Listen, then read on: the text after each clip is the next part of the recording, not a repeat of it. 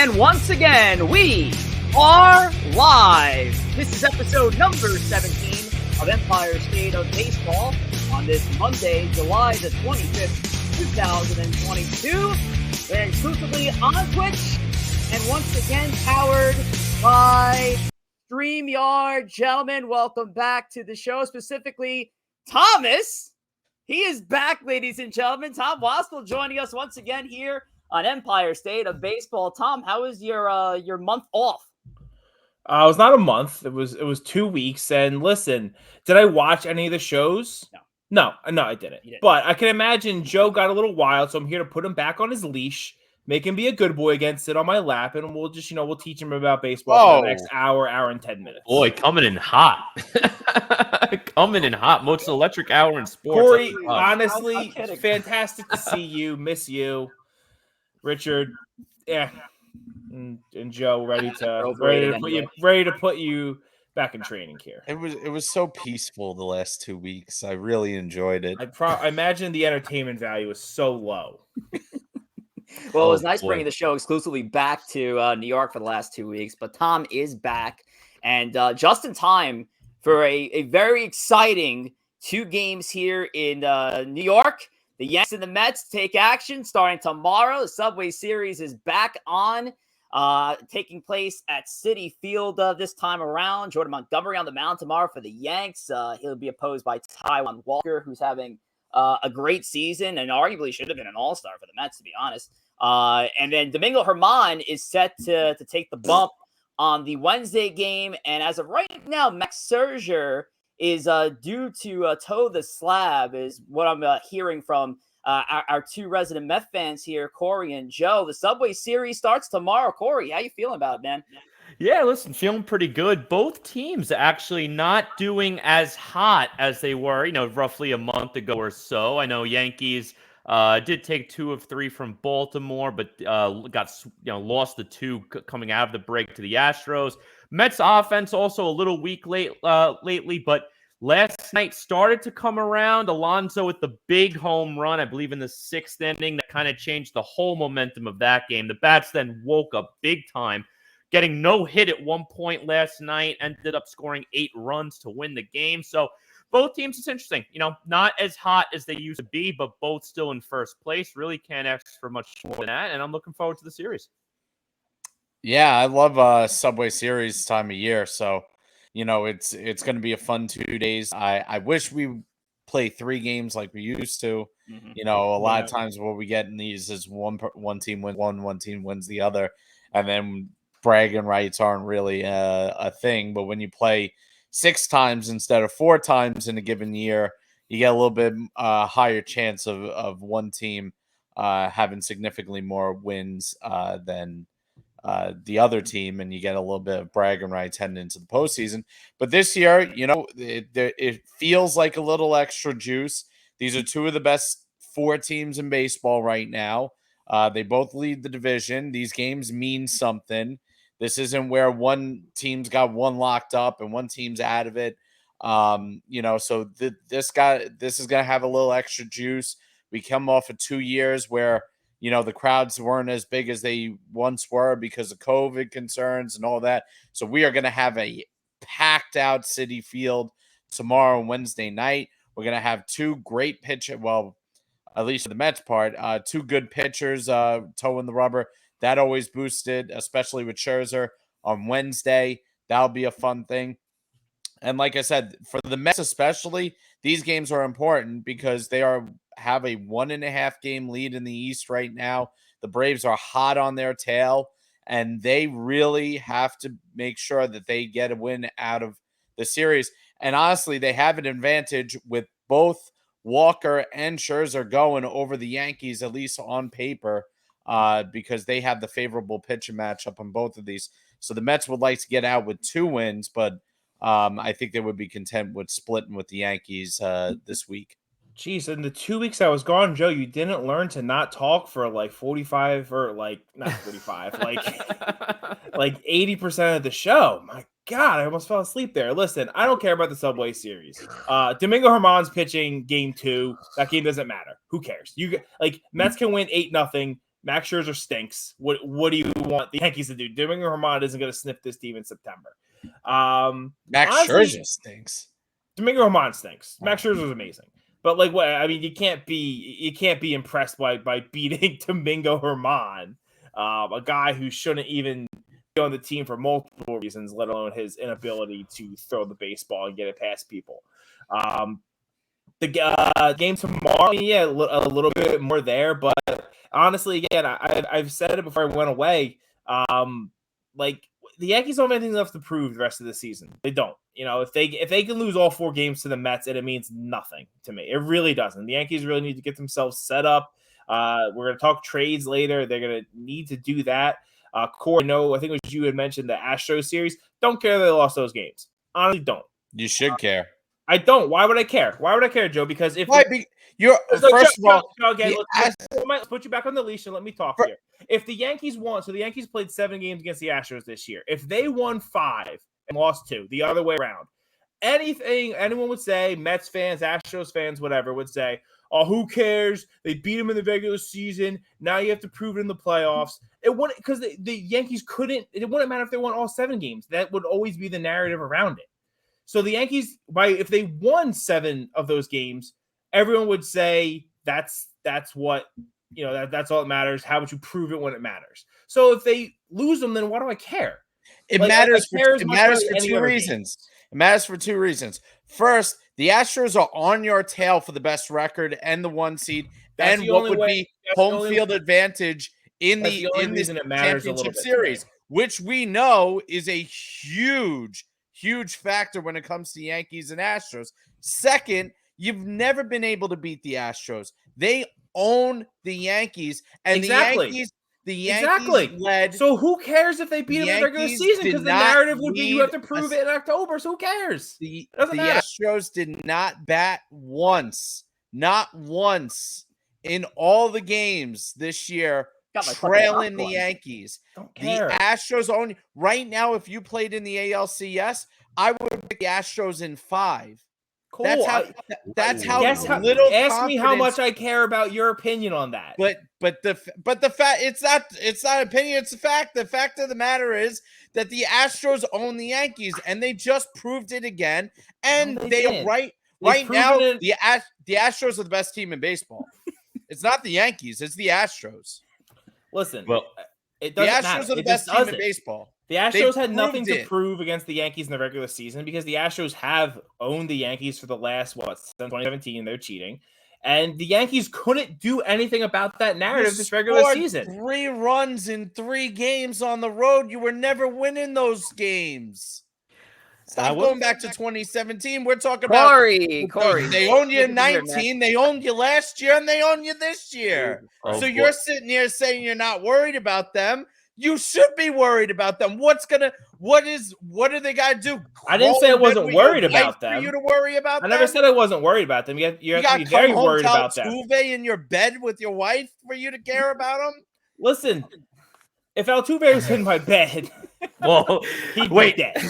Well, somehow how did this discussion come to Tom sleeping with Jose Altuve right now? Is how rumors start, boys. Jose Altuve would be out in the trash can. I'd put him in the trash can if I found him in my house. Unbelievable. I'll tell you what, go on, Corey. I was going to say, coming in with a little bit of flair, because for the first time during our run with this podcast, we might come out of this Subway Series with one of our teams in second place. Obviously, the Yankees not second place in the division. That would be second place in the American League. Mets would be second place in division, third overall. Because looking at the standings right now, both the Mets and the Yankees maintain a 1.5 game lead. Again, Yankees over the Astros in the American League. I mean, the division is locked. I've said it's locked for a couple of weeks. It's locked. The real battle is for first place in the American League with the Yankees. Mets obviously trying to fend off the red-hot Braves, maintain a 1.5 game lead over them, but still remain second place. And right now, with the new playoff format, my goal is that I want a first or a second seed because I do not want to play in that bye. Mm-hmm. So right now, I think this series is a little more important on the Mets side of the house because if the Yankees finish in second, so what? So be it. in the American League. It is what it is. You're getting a top 2 seed. That's all you want. Home field up until the ALCS potentially.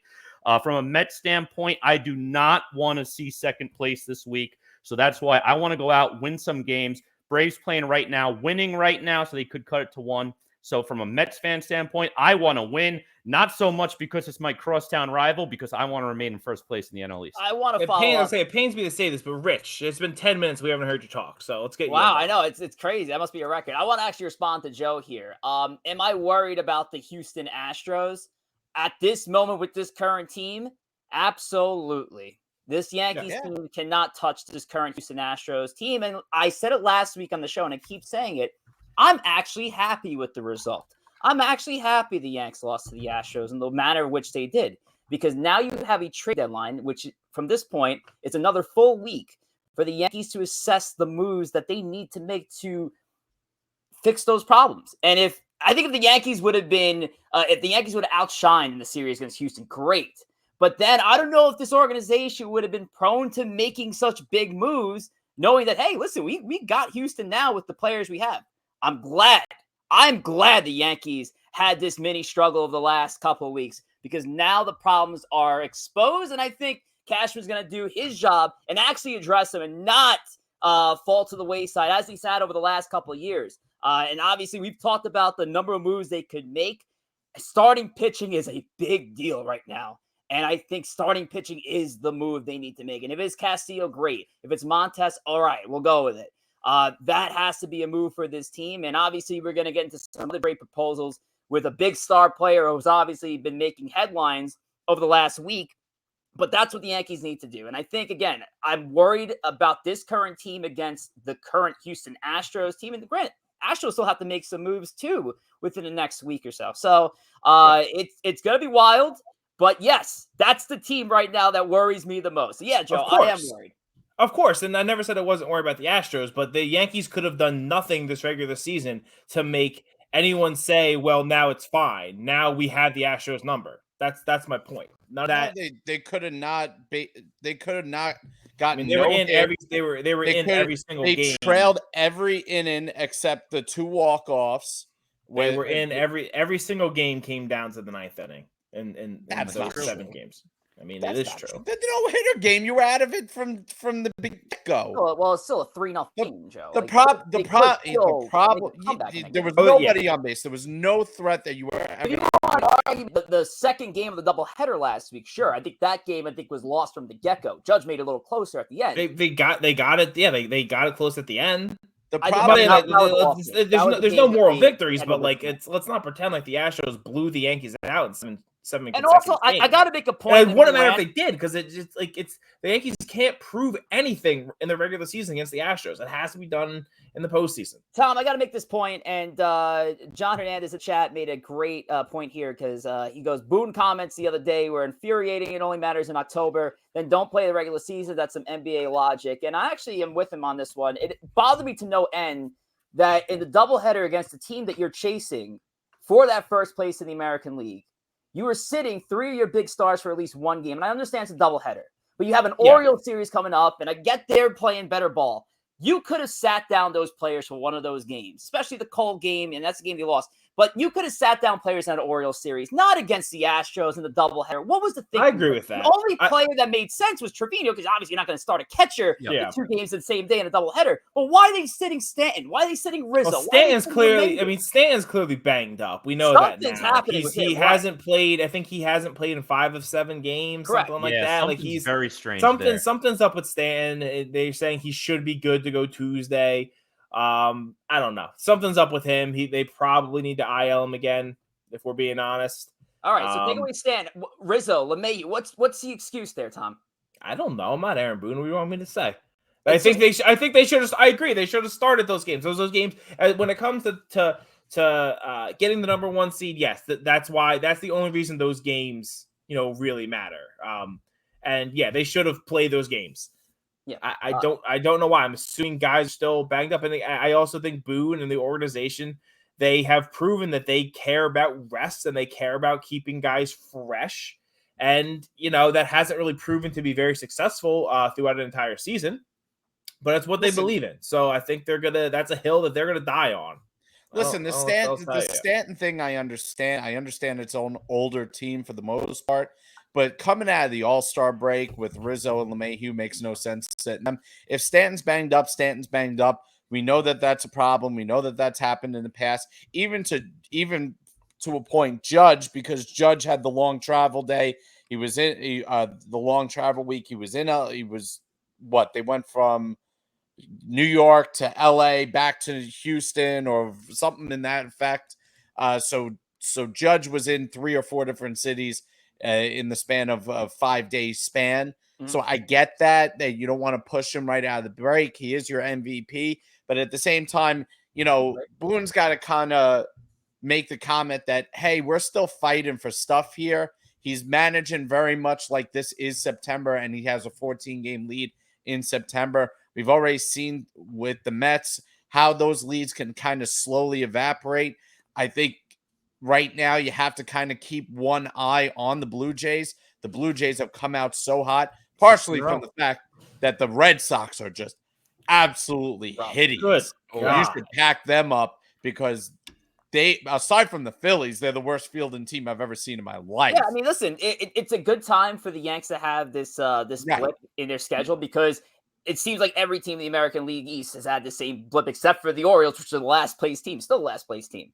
And you're only talking about a couple games gained out of second place, which keeps flip-flopping between Toronto and Tampa Bay. So the Yanks are still in great ground. And again, they have a week to make the moves that they need to make. And they're not going to – I don't think this time they're going to stand pat and watch other teams make the moves that they need. So the problem I think that we've seen in the past 2 weeks now is the Yankees now have multiple issues. Mm-hmm. If I look at the Houston Astros, my biggest concern with them is the back end of that bullpen.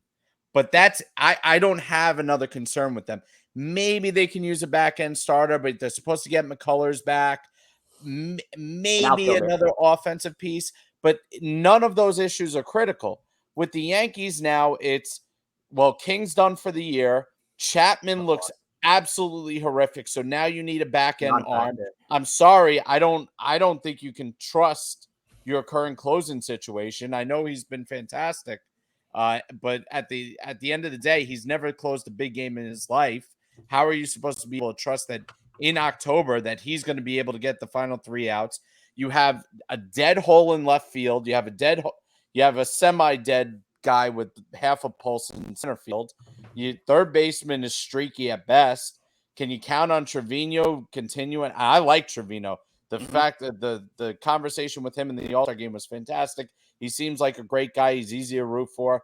But can you trust that Trevino? No, you can't. You also can't replace players who are currently doing well and just think how they're going to fare in a postseason game. Clay Holmes is the closer of this team moving forward. It doesn't matter who they pick up. Right. Holmes has been great, but do you trust him to get the final out in Game 7? I can't answer that. Yeah, I mean, you don't have to at this point. But that's a legitimate question. And if you go get somebody like a David Robertson, who's your closer?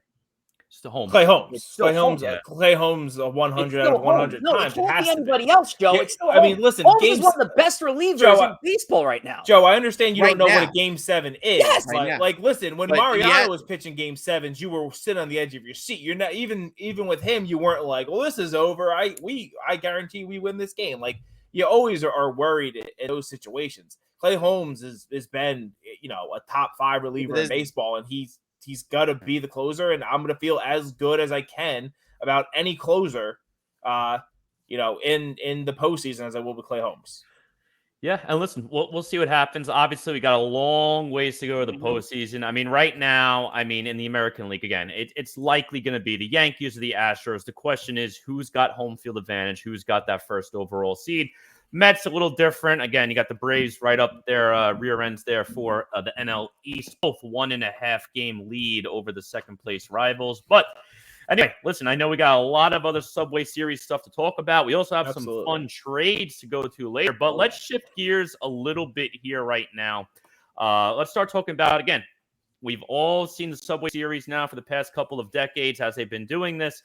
We also had the Subway Series World Series way back in 2000.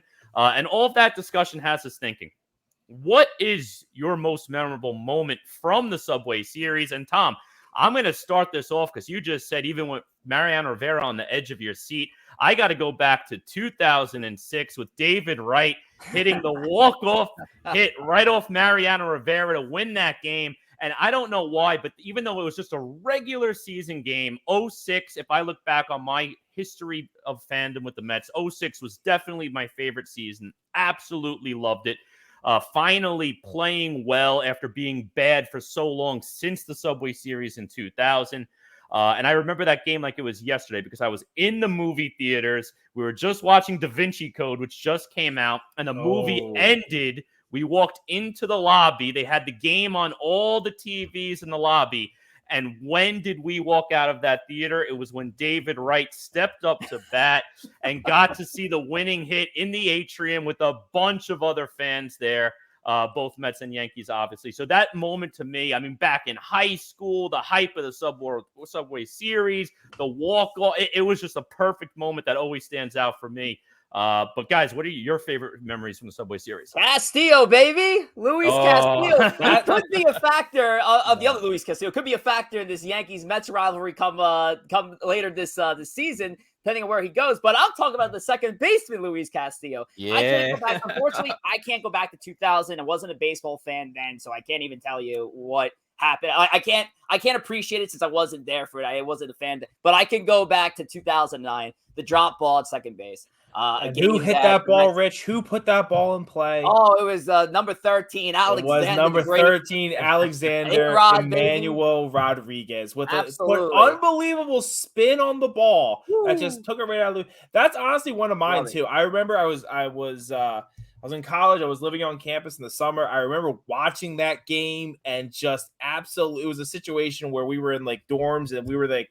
There was like 8 of us in the entire dorm. And when that happened, it was just like run around and scream. Not that that game mattered, for anything, but it was so much fun. Oh, my goodness. I mean, I am a little older than you guys. I do remember the Subway Series. I do remember Jeter hitting the leadoff home run. I remember pooping my like 11-year-old pants when Piazza hit that ball to center field that Bernie caught. I remember thinking like, oh no, that's out. It's like one of those like distinct memories I have of like that ball being hit and thinking that's out. That's out. That is a home run. And here we go. So it's it's tough to top that, but the Luis Castillo one, it's another moment. I remember exactly where I was. I remember just like laughing, because you gotta be Joe, wait, was that? I mean, like, how could you not laugh at that? He dropped a pop up. It was just a very funny. It wasn't as good on our side, but no shit, it wasn't as good on your side. He dropped the pop up and you lost. And that was a form of wasn't Castillo like a Gold Glover at one point in his career? Like he was a legitimate fielder. And then that one was on the Mets. I forget. End of his career. I got to look it up, and I'll do it when Joe talks for 7 minutes about his favorite moment. I forget who was in the Yankees, but they had a lot of hustle. Because I remember, I think someone score from like first. He scored from like first base or something on that play. Like he was going for it, and like that does like show some of the professionalism the team had. At the time, and so my favorite part of that was just the reaction from K-Rod, just like. It was just great. Such an epic reaction on such a great moment. Joe, favorite Subway Series moment? I mean, it's not a lot of them, right? I got what? Not a lot of them, right? Yeah, it's so weird. Actually, one of my favorite moments actually came to Mets loss, believe it or not. Oh, wow. Because you can believe it. That's so. We used to do for a few years back. We started in 2015. Corey and I had a 20-game plan for the Mets, and we decided to do a big Subway Series event with a bunch of people. So that was the first year we did the Subway Series.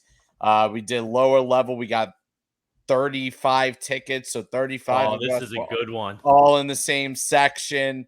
That was a great time. We all got free Piazza jerseys. I met Mookie Wilson. That's the best guys part. convinced me that was an umpire from our softball league, so I didn't even know I met Mookie Wilson. Darryl the umpire. Darryl, baby. We thought it was Darryl the umpire, so that was a good one. Matt Harvey pitched that game. The atmosphere was electric until they took Matt Harvey out after 50 pitches, and the Mets ended up losing the game. But that was a great time. My parents actually came to that game too. They sat at the top of the section. It was a wild time. That was my first Subway Series game. I loved it. I got to hang out with all my friends and get ripped to no end for not knowing who Mookie Wilson was talking to somebody else, and B, for buying tickets for all the Yankees fans to a Yankees wins. But we did that for like 4 years, and we had good times at those games. The Mets never won a single one of those games that I did the group out into. Wow. Not a single one. Let's get you there tomorrow. Yeah. Not a single. And I'll tell you a quick story. I'll keep it quick. 7 minutes here. So back when I first started dating my wife, we were going to go to a Subway Series game. I think this was back in like 2012 or 2013. And Harvey had just come up and was electrifying. And there was a lot of fanfare between him starting the first game, the Yankee game. So it was the middle of the week. It was during the summer. We were on our way home and we had the tickets. And all of a sudden, a few of our friends bailed because the weather was precarious going into the night. But they said it was going to clear up. So everybody decided not to go to that Met Yankee game, including my future wife, who at the time we were dating. And of course, the game was delayed an hour. Harvey struck out 12. And that was the last time that I had tickets to a Met Yankee game that the Mets won. Wow. Oh, man. Great moment. Matt Harvey. Fun Love thing. that.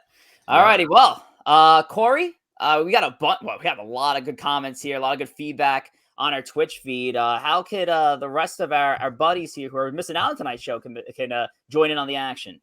And again, listen, everybody, you like these segments, you like our future segments, download the Twitch app and subscribe to Empire State of Baseball. Again, the best way to know that we're going live, because sometimes we do have the off-day show like we did last week, hosting it earlier at 7 p.m., few weeks prior, back on a Tuesday night. So please download the Twitch app, subscribe to Empire State of Baseball. Again, that is the easiest way to get a notification that we are going live. And if you want to find the link, you could also visit our Twitter bio at ESB Podcast. There you go. Love it. All righty. So that's how to follow us on Twitch. And it is the best way to get the instant notifications on your phone. But we have something brand new to reveal here on our program. And that's a very new segment. And it's called the Fantasy Hot Corner. It's about time. Listen, we got to get a fantasy baseball element here to this show. You know, the four of us here are also in different fantasy baseball leagues. Corey, Joe, and I are in the same league. Tom, I don't know what he's doing. Tom, you in a league? What's going on with you? I'm in 2 leagues, man. In 2 leagues? How you doing this year? Actually pretty decent. Fourth. I think fourth in both out of 12. So, in the hunt. All right, very good. And listen, I know Corey's team's doing very both. well this year. Joe's team, not so much. And this is why we had this segment today. It's the Fantasy Hot Corner. And we're going to turn it over to our newest colleague here on ESB, John Hernandez. Follow him at J Hertz with 2 Z's, 1222. He's got the Fantasy Hot Corner with some of the hottest pickups, trades, and more. And here we go. ESB crew, thank you guys for having me for the debut of the Fantasy Hot Corner, presented by yours truly, John Hernandez. Let's jump right into it. Let's visit the south side of Chicago, and while it's been a disappointing season thus far for the White Sox, there has been a developing ace in Dylan Cease. He's allowed 1 or fewer runs in 8 consecutive starts to the tune of a 0.56 ERA and 65 strikeouts to 16 walks during that stretch of 8 starts, with a season ERA of 2.03 and 154 strikeouts. Fantasy owners of Dylan Cease have to be absolutely thrilled with the performance that they've gotten out of their developing ace, as he's looking like he could possibly be a league winner going forward into the playoffs. However, we're going to go. Now, before I go to John's next point here, Corey, I saw you nodding your head. Dylan Cease, man, what a revelation for the White Sox this season. Oh, yeah, I absolutely love it. And I am a very proud Dylan Cease owner. Made the big trade. Actually, it was a 3-team trade with myself, our fellow co-host here, and Joe, and Mr. Parziali, who's a weekly fan favorite in the chat. I did see a comment from him earlier. Big 3-team trade. I am very happy that we got Dylan Cease in that deal, and he has been phenomenal. In the last 3 starts, I've had him for 3 starts since that trade. He has won all 3, 31 points, 37 points, 30 points. Again, an average, for those not familiar with our league, 20 points is like an average. 30 plus is a very solid pitching performance. So I had 30 plus from him in the last 3 starts. I love it, John. I 100% agree with you there. Dylan Cease, man, that's a great move. Love the pickup for whoever has him, and yes, for Corey and his co-owner, Mr. Chooch, who obviously the Chooch's pick of the week. Yeah, it's a great pickup. Cease has been great. Let's move on to the second portion of John's Fantasy Hot Corner. If we get the audio up. Offensive side of the ball for my pickup of the week. Let's go down to Texas. 23-year-old Leody Taveras of the Texas Rangers, owed in only 33.5% of ESPN leagues, has gone 23 of 62 with 5 steals and 12 extra base hits in the last 19 games, and is hitting a ridiculous 420 over his past 14 games. He's bound to cool off at some point, but with Texas playing 34 out of the next 35 days, you got to ride him while he's hot. And as always, thank you guys. Let's effing go Mets. Leody Taveras, and it looks like a half hour. Our owners here on ESP do have Mr. Taveras. Tom, can you speak on Leody here? I just picked him up per the recommendation. We get the script early. I'm like, you know what? Let's roll with this. Let's roll this on my squad here. I do have a problem with Mr. J Hurt saying I only draft Yankees. Not true.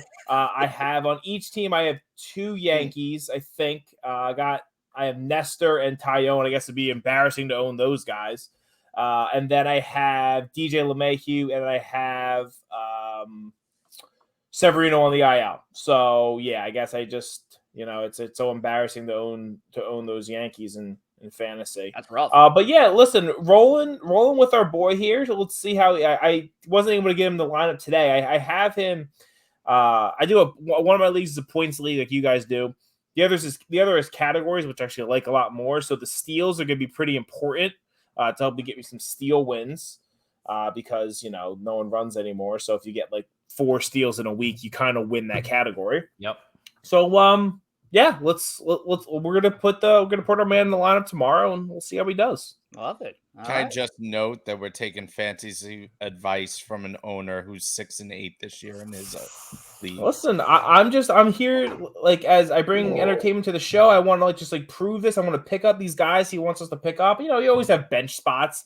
You could drop. No one ever has a roster just full of studs, so you can drop a bench guy. And let's give him a shot. Let's see how he does. Yeah, let it roll, baby. I like it. Leody Taveras, and really shaping up a nice Texas Rangers outfield. Dolis Garcia, also owned by Corey in our fantasy league, having a nice season as well. I think another outfielder that'd be great to complement that group right Corey. There you go. Texas Bros. Joey Gallo. Send Joey Gallo back to Texas. For God's sake, send him back to Texas. And listen, I'm going to steal Tom's point here, but listen, you got Trevino. We got to bring you back somehow, Funky. But listen, just call it a wash. Send Gallo back for a vending machine. Call it a day. We got Trevino from just Texas. As a thank you. Back. It's all good. Just as a thank you. Thank you, Texas, for giving us an all-star catcher. And here's Joey Gallo back. Yeah. I'm with you. Gallo's brutal. He sure is. Let's now move on. And we have some social medias here. And who we got here? Joe, why don't you take the social medias? Sure. You can follow us on Instagram and he can't read. You can follow Empire State Baseball on Instagram. You can follow us on Twitter at ESB Podcast. Joe, follow us. It's too bad you're looking at nudie. You can follow Corey at G Gory, myself at JR Pugs, Rich at Rich J Rivera, and Tom at 2Spill on Twitter.com. Oh, we've done this I think you time, changed man. this up. I should just read it straight, but I think you changed this up. Mixed up yes, my it's a mixed little, up my it's a little thoughts altered there. But yes, make sure to give us a follow on our Instagram and our Twitter, and give us some love individually, especially me because I don't tweet a lot. Alrighty, well, anyway, and I also give another shout out to Mr. John Hernandez at J Hertz with 2 Z's, 1222. That's 3 2s, and thanks, buddy, for the Fantasy Hot Corner debut segment. All right, let's move on to our biggest segment of the night here, and we're going to continue with our MLB trade deadline talk. And obviously, the hoopla over the last week or so has been Juan Soto. Soto this, Soto that. Lately, the Cardinals and Padres appear to be reported front runners, but obviously this is not the Empire State of St. Louis Cardinal or San Diego Padre baseball. It is the Empire State of baseball, so we're going to stay within our New York teams and come up with some proposals here in hopes to piss off Nats fans on Twitter this weekend and maybe get 25 to 50,000 impressions. And Tom, we're going to start with you, man. So sure. Juan Soto. Let's talk a Juan Soto trade to the Yankees. Who do you have in a plausible deal going to Washington? Yeah, I mean, listen, after truly the embarrassment of, I'll throw myself in there too. I did not put a great Joey Gallo trade out there, although I think I explained it pretty well in the show. The graphic does not really help that, but still, there were some just horrendous offers put out there. So, yeah, you can throw my my trade up there to acquire Mr. Soto. Why would you put Miguel Andujar first, as if he's the headliner of this? Alphabetical order, that's offensive. Okay, so here's the deal. Again, I'm going to explain it a little bit because it has it, written out here. Yes, it is. So one, I go to the Nationals and I say, listen, do you want Volpe or do you want Peraza? I mean, Volpe's the higher ranked prospect, but it just depends what do these, what do they want? Waldichuk being our best pitching prospect based on the rankings, through the Martian in there. Again, just as a low A or as an A ball, a future project. And then the Nats said they wanted some younger major league eligible players. So that's where I really just said, listen, you want Clark Schmidt, you want your Andujar, you want your Luis Heel, kind of like pick a little bit of a grab bag of those types of guys. But this is what I put together as a possible trade for Soto. It's going to cost a lot to get him. Listen, Juan Soto, if he can keep up what he is doing in his first 3 years, 4 years he's been in the league, because he came up at 19.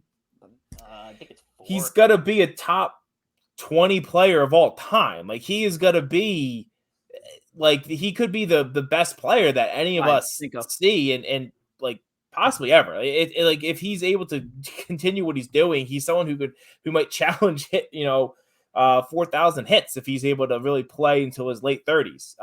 That's how good he is, and he came up so young. You have to give up a lot to get him. I think this is a package that could. Now, I didn't put Corbin in there. Now, did I not put him in there because I forgot about him? Yes, that is why I forgot to put Patrick Corbin in there. But I also don't know if the Yankees want to just take on that salary, unless they're just going to cut him, because it truly is just taking it on to get rid of him. You can't have Patrick Corbin anywhere near a postseason roster. So this is what we put together. Well, yeah, it's a hell of a blockbuster, and this is what it's going to take to reel in a blockbuster sort of player. This is a generational talent, and Volpe, I think, is the starting conversation for the Yanks, without a doubt. Volpe's got to be the guy, and I didn't want to be boring and just have Volpe my deal. So I wanted to take the other Yankee shortstop and add probably the best major league talent that the Nationals can possibly receive in an offer with the Bronx Bombers. For Joey Gallows. No, not for Joey Gallows. I just have one Gleyber Torres in the mix here. Okay. Gleyber going to the Nats here, along with Dominguez, Peraza, Pereira, and Waldichuk. And I have Heel as well, even though Heel won't be a factor until at the minimum late 2023 after Tommy John. And obviously Patrick Corbin's going to be a big name, and we're going to get into that in a little bit. As a possibility to go back. And I just want the Yanks to steer clear from that. If there is an offer and you have to take Corbin the deal, I'd rather just say no. There's just no value in having another bad contract on this team in Patrick Corbin. But I like somebody who might help them. It's one less trade they have to worry about. A reliever in Steve Cishek, who's having an okay year, a veteran reliever, somebody who's been in the mix there before. You could also potentially look at Will Harris, who I think is on the 60-day IL for them as well. But I have Soto and Cishek going to the Yanks here for Dominguez, Heel, Peraza, Pereira, Torres, and Waldichuk. Joe, what do we think of these deals? And are we offering a fair deal to the Nats here? I think you guys are in the ballpark. I actually think Tom's is a little closer than Rich's, just because I think Volpe is valued a bit higher than Peraza is. I think any deal will have to include your top prospect. I think you're going to still, despite that, need a little bit more. I think Austin Wells will probably have to go in as well.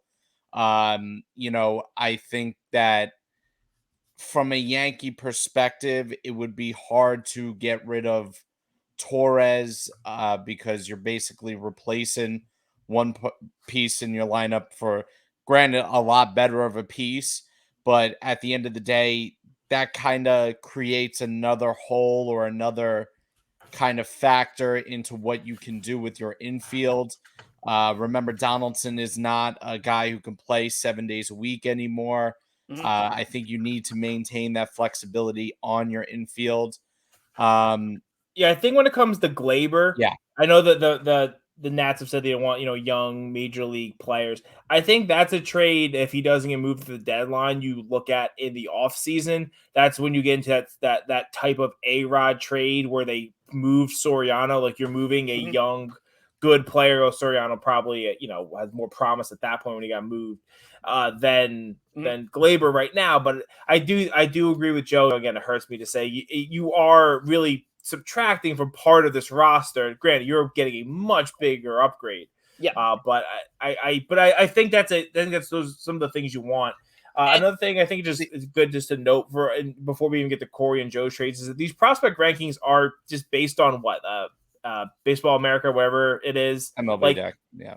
Yeah. So each team could look at them very differently. A team could look at Anthony Volpe and see, listen, we don't think he's really much of anything. And they might think that Peraza is going to be a all-star shortstop. They might think Trey Sweeney is better going to be than the other two.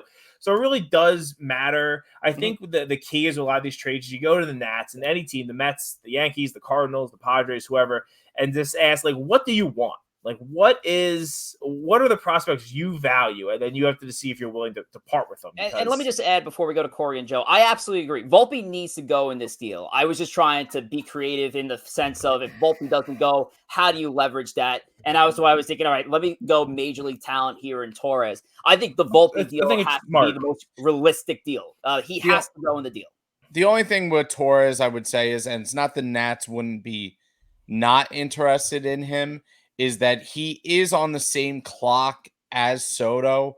He is a free agent in 2025. He's in his arbitration years.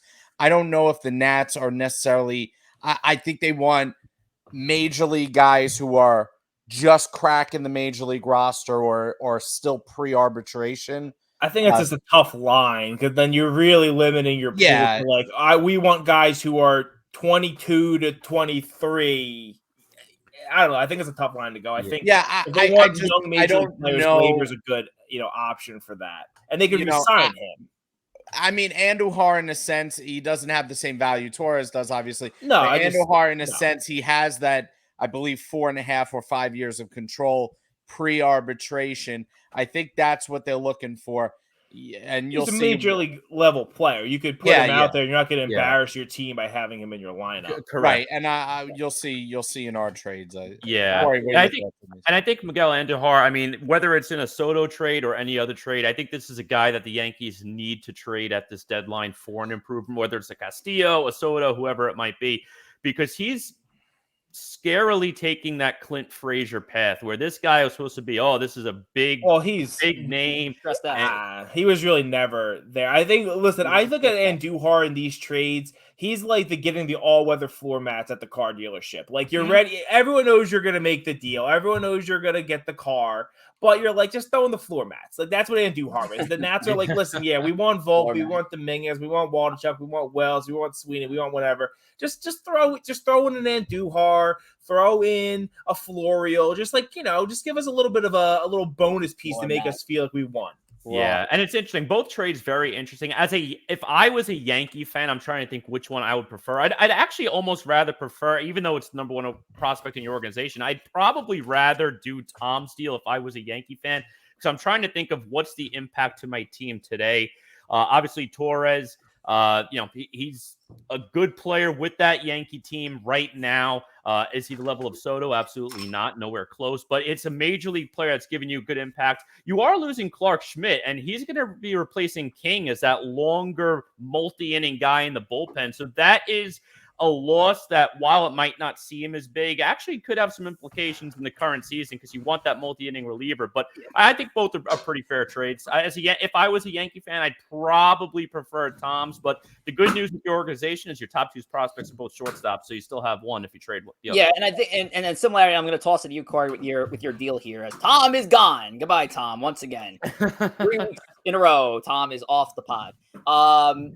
I would say that the biggest similarity between the two deals is that you have to give up something that you're not looking to necessarily give up on a major league level. With my deal, and I don't think that's the likely deal to happen there. I think Volpe has to go in the deal. He has to start a conversation. To lose your major league second baseman, you're already you're taking away. You're maybe solving one problem, but now you're adding a new one. With Tom, it's losing Clark Schmidt, and obviously the Yankees bullpen issues in the back end are heralded, and Schmidt's having a solid season when he's been up in the big league level. So there has to be some sort of major league sacrifice, and that was similarity there. Corey, what do you got here on the Mets side, though? Yeah, so looking at the Mets side of the trade, obviously might be a little tougher because you're in division also. But I think with any trade for Soto, and you guys both did the same thing, at absolute minimum, you're starting with 3 top 5 prospects. And that's absolute minimum. It takes a lot more to get a Juan Soto. The question is, what else more are you going to give up to get this player? So from a Mets perspective, the one thing you do have is you have some money. Nationals absolutely hate that Patrick Corbin contract. And looking at that 6.02 ERA, I think it was 5.88 last year. Obviously, it's a pretty terrible contract. So by taking on that bad contract in Corbin, you're limiting the other players that are going back in the deal. So I have the Mets getting both Patrick Corbin and Juan Soto. Again, you have to start with 3 of your top 5 prospects. And from a Mets standpoint, Alvarez has to be in that deal. Brett Beatty has to be in this deal. You can make the argument Vientos, but Beatty's the better prospect. And Ronnie Masario has to be in that deal. So you're starting right off the bat with those 3. Taking on the Corbin, you're not giving up as higher ranked prospects. You're not giving up a 4, 5, or 6 per se. You're not giving up a major leaguer or a current major leaguer. So I had the Mets throwing in Khalil Lee, who, listen, is number 7th overall, but I don't think anyone thinks Khalil Lee is going to be a star outfielder. He's a bench piece, probably 4th outfielder at best. And Tom Zabuki, and I think he's an interesting pick because he's a guy who was a relatively high prospect for a while. Not top tier, but he was always on that top 10 list for the Mets.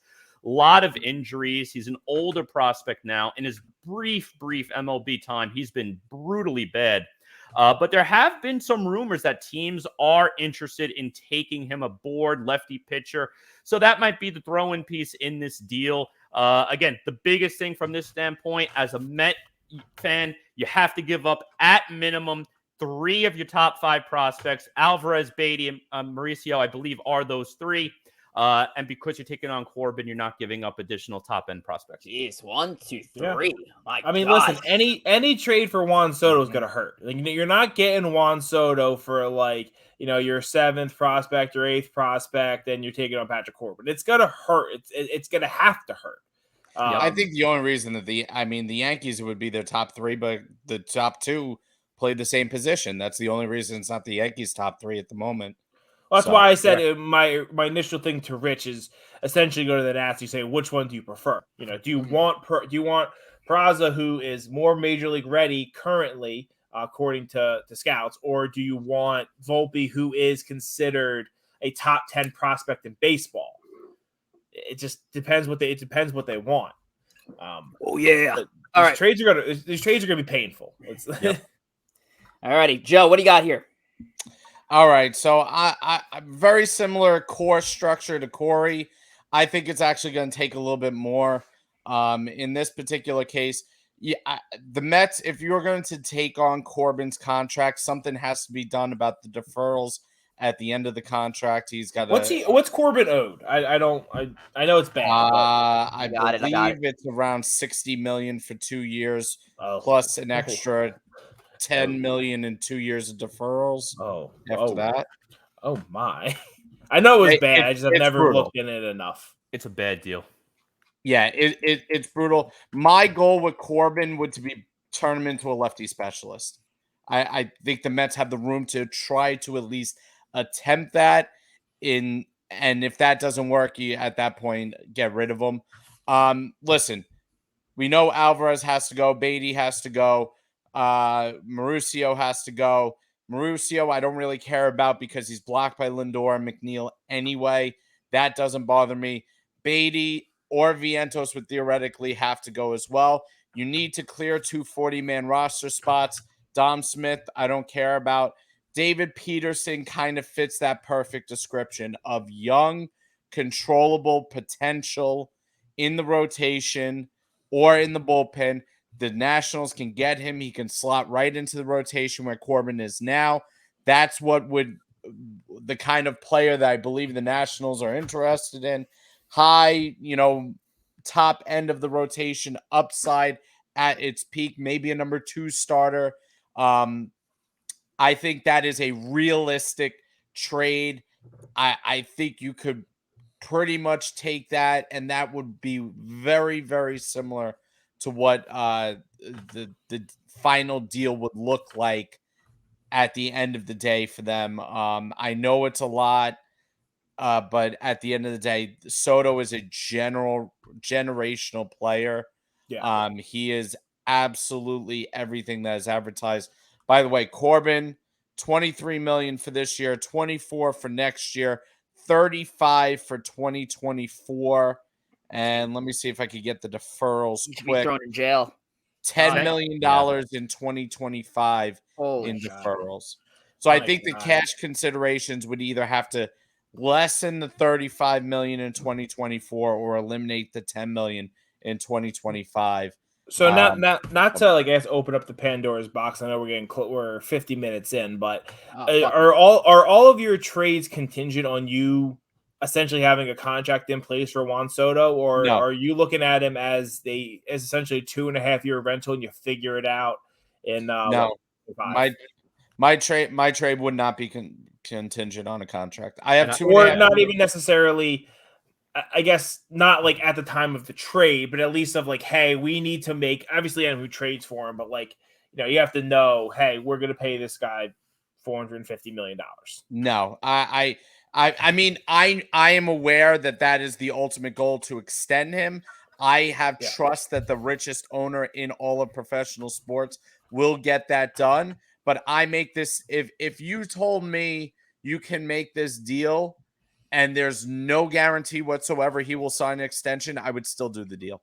That's fair. Yeah. I'm in the same spot. I was just kind of curious what everyone thought. And I'd probably do the deal as well. I would do it too. I mean, I do think a deal would eventually get done. Doesn't necessarily have to be at this deadline. I think any Juan Soto deal, I think, has to be an off-season type deal with a lot of negotiation. He's going to want that $500 million.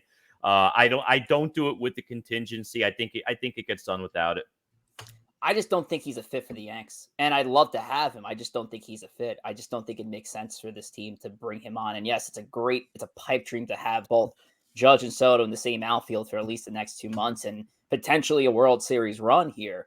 I just think you're giving up so much capital for somebody that I feel like you need to sign after you give up so much to get him.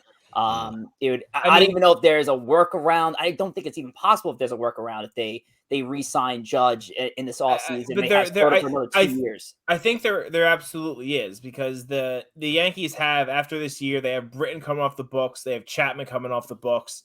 After next year, they'll have Donaldson off the books. They have money coming off. They have enough money if they want to do it. Now, granted, will that mean that the Yankees roster is basically Judge and Soto, and they're going to just be kind of plug and Cole, and they're going to be plug and play in a lot of guys? They're going to hope to find the Clay Holmeses. They're going to hope to find the DJ LeMahieu's. Yeah, that's what the team's going to be. But the team can afford, one, just because they have, a ton of money. I know they don't have Steve Cohen money, but they're not shopping at Goodwill. Like they can afford both these guys and pay the luxury tax if they really wanted to. But they're going to probably strap the team and going to have to really be crafty with the rest of it. Yeah, that's JR Yankee 63. He plugged this question, and I wanted to get your reaction. What if there's a scenario that the Yankees can retain Judge and then sign Soto in the hopes that they can offload Stanton's contract in 2 years? Is that a possibility? I don't know. I mean, I guess if you think of it that I don't. Stanton's been really good as a Yankee. Listen, I know he's injury prone, but like when he plays, he has come up big in big spots in the playoffs before. He owns the Red Sox. I don't know. I don't understand the Yankee fans who hate Stanton. I know he strikes out sometimes. I don't hate Stanton. I just hate his contract. I know. His contract isn't even that horrible, because the Marlins are paying a chunk of it. They're paying him like $23 million a year. It's like you can't sign Giancarlo Stanton for that right now. There's no way. He doesn't have he's hitting 228. I mean, there's not. Listen, he's not 300 hitters.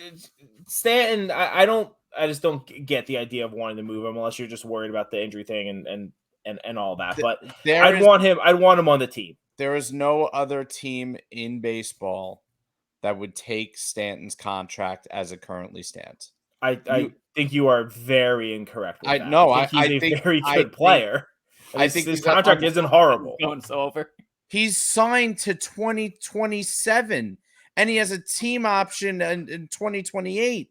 Okay, well he's making $30+ million until 2027, until he's 37 years old. He barely run now. What team in baseball would take that contract right now? They're not paying all of it though, because the Marlins are still paying it. The Marlins only taking $10 million in 26 and 27. They're paying right now. They're paying the whole thing right now. No, they're not. Sorry, Stanton has come up so clutch and so many times. But that's not he's proven to not crumble in New York. Like the point is, if you get Soto and were to extend Soto, you have Stanton who's $30 million. You have Cole who's $35 million. You would have Judge who's $35 to $40 million, and Soto. That is off the top of my head, $160 million of your payroll in 4 players. It's not sustainable, and the Yankees do not run the business model anymore of reckless spending like that. And that's long-term commitments. That's at least 5 years that all of them would be together. That's it. There's no staggering in those deals. I mean, I'll tell you what, though. Imagine going into the playoff series with Judge batting second, Soto 3, and Stanton 4. I mean, talk about lefty, righty, absolutely. Oh, yeah. And Matt Carpenter batting 5. Not realistic. Yeah. It's just not realistic. I just don't see this team. Juan Soto is a generational talent. I think the Yankees are better served trying to get Louise Castillo. It's obviously not going to cost as much. Louise Castillo trade, that's going to hurt too. Louise Castillo isn't getting traded. You're not trading like Trey Sweeney and like Pereira to get Louise Castillo. They're going to get a top 5 prospect out of him as well. I think they're better off using some of that prospect capital to go after him. Go after some relievers. That I think helps the team more than Soto. Even though Soto is like a 10 times player, is Luis Castillo. That's what this team needs, especially with the injuries that they've been dealing with. You can then kick some of these guys to the bullpen for the playoffs. That helps them more. And I'll say this. I know we do have one more segment, but before we move on, I think the Juan Soto trade, getting Soto at the major league level, I think benefits the Mets more than it does the Yankees. I think it's a better fit with the Mets. On the reverse, I think the packages that we're giving up, if we look at the 4 packages each of us offered, I think it hurts the Mets system more than it would hurt the Yankees system. And it's going to, but trading in division, like you're always gonna have to, you're gonna make your division pay more than you would a different team. So that's the way it's always gonna be. Definitely division discount there. All righty. Well, we'll have all those trade proposals up later on our YouTube page. Thomas, best way to follow us on YouTube? Best way to follow us on YouTube is to go onto YouTube, search for Empire State of Baseball. You can find our page, like, share, subscribe. You could watch the long form episodes. You can watch the short term clips of me making Joe look bad. Although Joe, I think, does a lot of the edits for those, so I'm sure he just edits it out so he looks like he's Superman. And I can't speak, which again sometimes I can't, but. YouTube, it's where you check us out there. Link is in our Twitter bio as well. Make sure to do that, YouTube. All righty, let's finish it off with Trick of the Trade, which is apropos with the I didn't say that right. It's timely because we have the trade deadline next Tuesday, August what is it now? The 4th, the 2nd, I forget. I don't know. But it's next Tuesday. So Trick of the Trade here.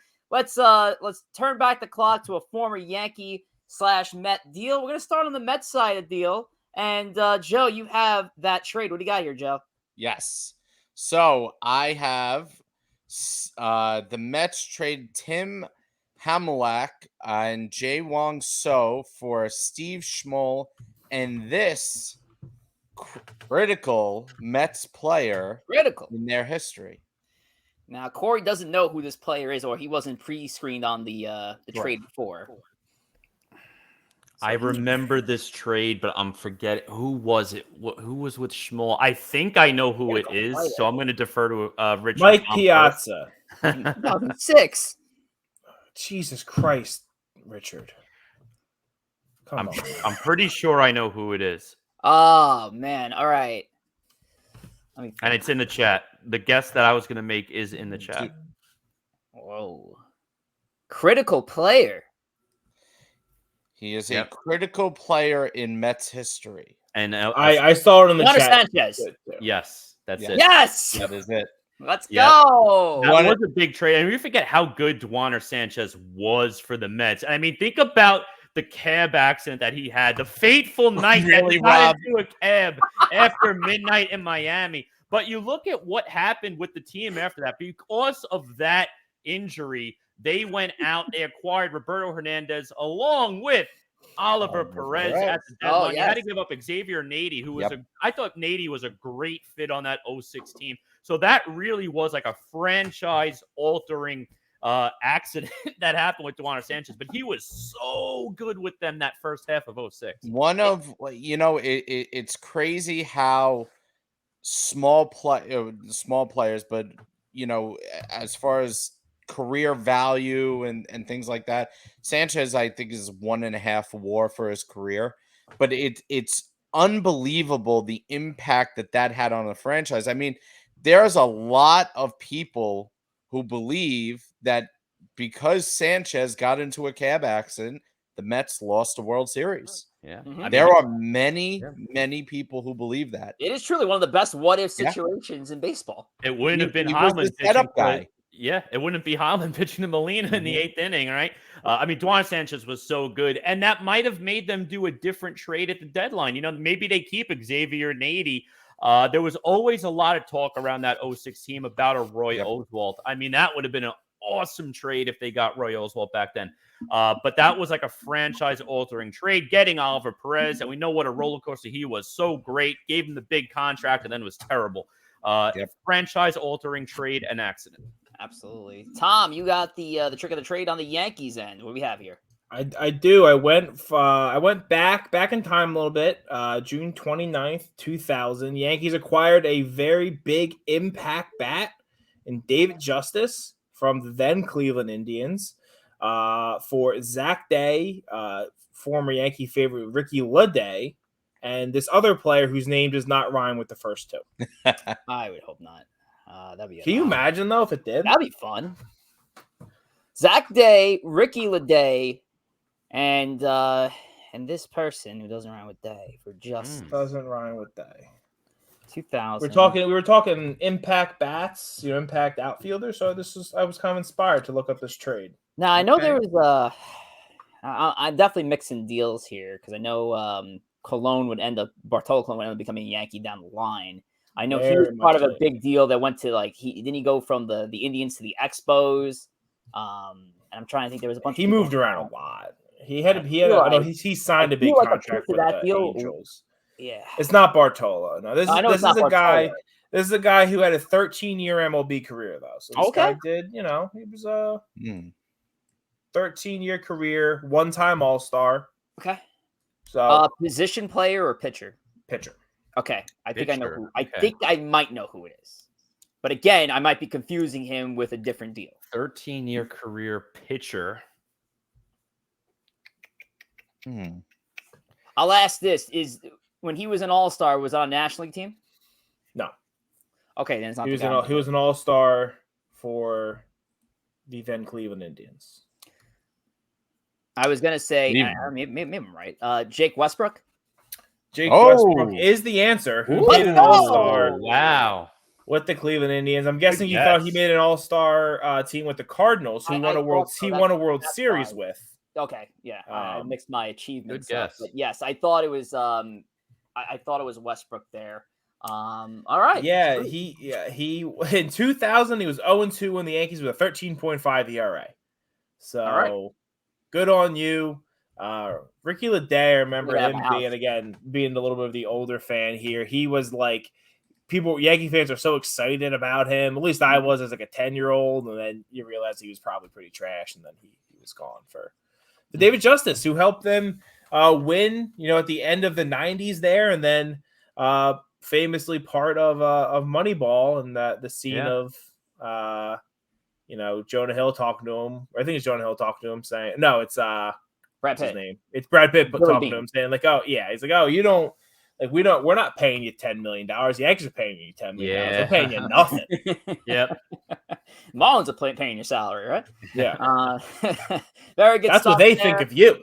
Yeah, pat on my back for getting those two right. Another trick of the trade, and another week down here of Empire State of Baseball. We want to thank all our followers and supporters for sticking with us for an extra couple of minutes here. As we're well past the 9 o'clock hour on this Monday evening. Got to thank my co-host. I got to thank Tom for joining us once again. It's a pleasure seeing your stupid bearded face on the show once again. Oh, but Tom, real quick before we go, we did update the bird watch. Oh, bird watch. And, the bird watch here. We're at 47 and 48. Now, listen, 16. Not what you wanted, Tom. They only won one game since last week. I mean, we did have the All-Star break. I was there live to watch the Orioles lose the last game of that 3-game set in Baltimore. That was fun. So 47 and 48. Tom, look at my birds. 16 dubs away here, Thomas. I mean, listen, we're thinking like mid-August, right? I mean, thinking 3 weeks. 3 weeks and 16 wins. Hottest team in baseball over one of the hottest teams in baseball over a month. Oh yeah. People would say, who would think the Orioles are that good? And the answer is me, because I told you all that they're this good. I made the point to Joe before the show started that I don't make this bet if I think the Orioles are going 63 and 99. I'm making this bet because I think they're winning at least 70 plus games. And listen, at this point, they might win close to 80, and they're going to be fighting for a playoff spot. They can go Birds. Games, and you're still going to win the bet. Yeah, I mean, listen, they could be essentially the worst team ever in baseball and win this bet for me over the next 2 months. True. They could be historically bad, just embarrassingly bad, and they will still win 16 more games. Padres only won 16 games in the second half last year, so you never know. Well, they don't have the fight of the birds, though. That's the thing. Like, Birdland is different. It's different than in Camden Yards. Padres are a bunch of clowns. Huge O's fan. All righty, well, guys, it was a fun one. Corey, any thank yous for the fans? I got to thank Pete Alonso, actually, because Pete Alonso saved me from having an aneurysm last night because they actually woke up the Mets bats. So thank you, Pete, for putting up a 3-run shot and sparking the Mets to score 8. No thank yous, but shout out to Chris Mad Dog Russo for going in the Radio Hall of Fame, a childhood icon of mine. Used to listen to him in the car every single day with Mike and the Mad Dog with my father. That was great to see. Love Mad Dog. Him somehow getting left out for all these years while Francesa got in, and now he finally gets his day. Love I think Mad Susan Dog. Waldman got a much, I there. was gonna say, much more important person Yes! going to the Radio Hall of Fame. Susan Waldman also going into the Radio Hall of Fame. Gracious. And you could, again, just try to embarrass yourself and just not even understanding the impact that Susan Waldman has had on the broadcasting industry and profession. She's an icon in that profession, and another just very well deserved. She should have been there a long time ago with Mad Dog.